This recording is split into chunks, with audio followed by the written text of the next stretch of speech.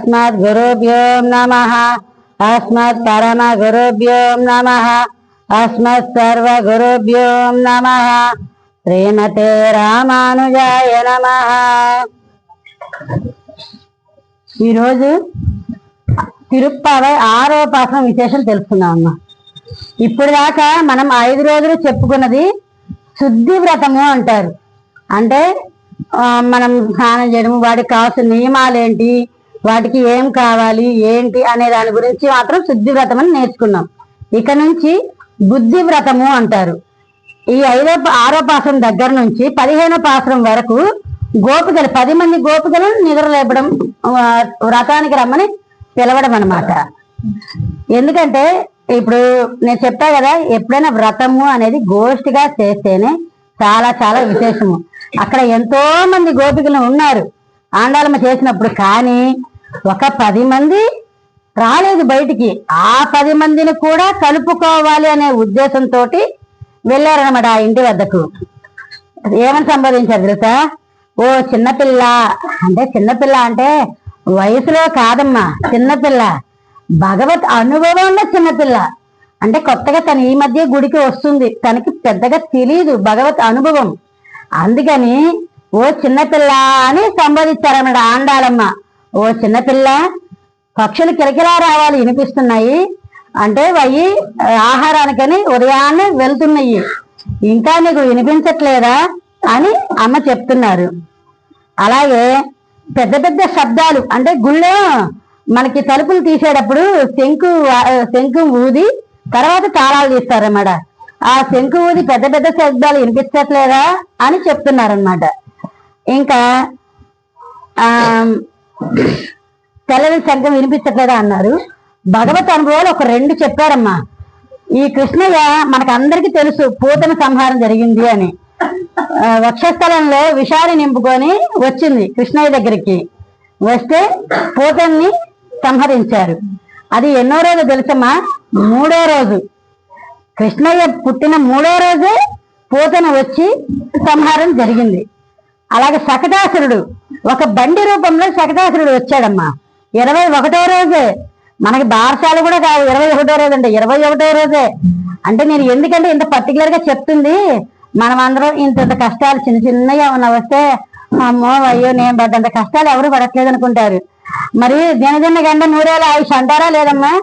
ఆ సామెత ఎక్కడి నుంచి వచ్చింది తెలుసా? మన కృష్ణయ్య దగ్గర నుంచే. మరి పుట్టడమే ఆయన గండంతో ఇక్కడ నుంచి మళ్ళీ రేపల్లెకి వెళ్ళారు. 3వ రోజు పూతన వచ్చింది, అయ్యని సంహరించడానికి వచ్చింది, ఆమె చనిపోయింది. అలాగే శకటాసుర సంహారం ప్రతిదీ. ఎందుకంటే చెప్తున్నా మనము కష్టాలంటే ఆయన మరి పుట్టిన దగ్గర నుంచి 3వ రోజు 21వ రోజు ఎంత మంది రాక్షసులు వచ్చారమ్మా వారిని సంహరించడానికి. మనం ఇంకా తర్వాత పాత్రాలు చెప్పుకుంటాము ఆ విశేషాలన్నీ. మనము సముద్రానికి వెళ్తామమ్మా. సముద్రం అలల లోపలికి వెళ్తే నలుగురు ఇప్పుడు ఒకళ్ళని వెళ్తాము ఎప్పుడైనా సముద్రంలోకి మాత్రం. ఎందుకు పోము? ఆ అలల తాటికి కొట్టుకొని వెళ్ళిపోతాము. అట్లాగే నలుగురు కలిసి భాగవతులము కలిసి ఈ భక్తి అనే సముద్రంలో మునుగుదాము రండి. మరి సముద్రంలోకి వెళ్ళినప్పుడు నలుగురు సేఫ్టీకి వెళ్తామా లేమా? అలాగే ఎంత మంది ఉన్న మనకి అవకాశం ఉన్న వరకు నలుగురికి చెప్పి అందరము కలిసి వెళ్దాము అని చెప్తున్నారనమాట. ఇక్కడ ఒక చిన్న విశేషం ఉందమ్మా.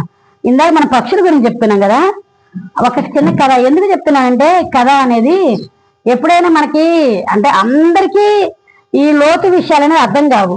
ఒక చిన్న కథ రూపంలో మనకు అర్థమయ్యే రీతిలో చెప్పుకున్నామంటే అది వెంబడే హత్తుకుంటుంది. ఆ విషయంతో దీనికి సంబంధం ఉన్న కథను మాత్రమే చెప్తున్నాను. ఒక పక్షి తన గూడుని తీసుకెళ్లి సముద్రం అలల దగ్గర పెట్టిందమ్మా. పెట్టేటప్పటికి సముద్రుడు ఏం చేశాడు? అలలు వచ్చి ఆ గూడుని తీసుకెళ్ళిపోయింది. ఇక తల్లికి ఎంత బాధేసిందో. నా గుడిని ఎత్తుకెళ్ళిపోయాడు సముద్రుడు. అక్కడ తప్పేవారికి తర్వాత కాదు, మరి అంతే కదా, నా బిడ్డని ఎత్తుకెళ్ళిపోయింది కాబట్టి సముద్రుడి మీద చాలా కోపం వచ్చింది. ఏం చేయాలో అర్థం కాక పక్షి కొద్దిగా నీళ్లు తోడి పక్కన పోస్తూ ఉందమ్మా. ఏది ఆ సముద్రుని మొత్తాన్ని ఖాళీ చేసేయాలి అని కొంచెం నీళ్లు తీసి పోస్తూ ఉంది. అప్పుడు చాలా పక్షులు ఉంటాయి కదమ్మా, ఫ్రెండ్స్, చుట్టుపక్కల వాళ్ళు అందరూ అన్ని ఫ్రెండ్స్ ఉంటాయి కదా, అన్ని పక్షులు వచ్చి ఏం చేస్తున్నావు అంటారు. మరి నా బిడ్డను తీసుకొని వెళ్ళిపోయింది, నా గూడిని తీసుకెళ్ళిపోయింది, మరి సముద్రం మీద నాకు కోపం వచ్చింది, అందుకే నీళ్లు తోడేద్దామని తీస్తున్నాను అంట. సముద్రుని నీళ్లు తోడడం సాధ్యమేనా? మనం అనుకుంటే ఏదైనా సాధ్యం కానీ ఏమీ లేదు అని తోడుతూ ఉంది. అలాగే ఇంకా చాలా పక్షులు వచ్చినాయి, చాలా పక్షులు వచ్చినాయి, చేస్తూ ఉన్నాయి. చిట్ట చివరిగా గరుడాలవారు, ఆయన గరుడ పక్షి వీళ్ళందరికీ రాదు కదమ్మా. మరి ఇంతమంది చేస్తున్నప్పుడు గరుడ పక్షి చూసి ఏంది ఎవరు కనిపించట్లేదు అని చూస్తున్నారు. తీరా చూసేప్పుడు ఇక్కడ ఉన్నారు. ఇదేంది ఇక్కడికి వచ్చి అడిగితే ఇలా జరిగింది అంటారు. అంటే నిజమే, నువ్వు చేసింది కరెక్టే, మరి తీసుకెళ్ళిపోయా, నువ్వు అలల దగ్గర ఎందుకు పెట్టావంటే అది ఏదైనా జరిగిపోయింది, కానీ నా బిడ్డను తీసుకెళ్ళాడు కాబట్టి సముద్రం నాకు కోపంగా ఉంది అని నేను తోడాల్సిందని చెప్పి అందరూ తోడుతూనే ఉన్నారు. సరే, ఇప్పుడు గరుడాల వారు మరి పక్షులందరికీ రాజైనప్పుడు వాళ్ళకి సహాయం చెయ్యాలి కదమ్మా.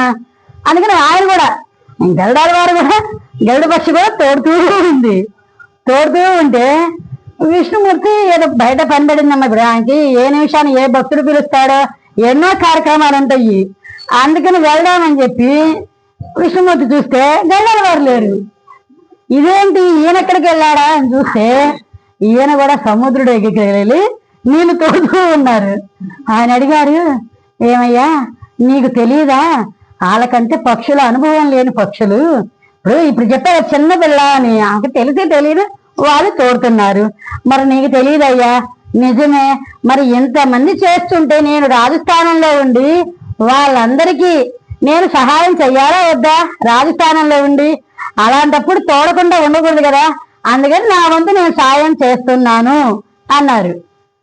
అనేటప్పటికీ విష్ణుమూర్తి గరుడాల వారిని సరేనయ్యా, ఇలా జరిగింది కదా, సరే నేను నీకు సాయం చేస్తాను అని చెప్పి విష్ణుమూర్తే ఏకంగా, అంటే ఇక్కడ ఎందుకు చెప్తున్నానంటే మనము ఎటువంటి చిన్న సంకల్పమైనా మనము గట్టిగా సంకల్పిస్తూ దాన్ని ఆచరిస్తూ ఉంటే చివరికి గరుడాల వారే కదా భగవంతుడు కూడా దిగొస్తారు అని చెప్పడమే ఈ కథ అర్థం అన్నమాట, నీతి.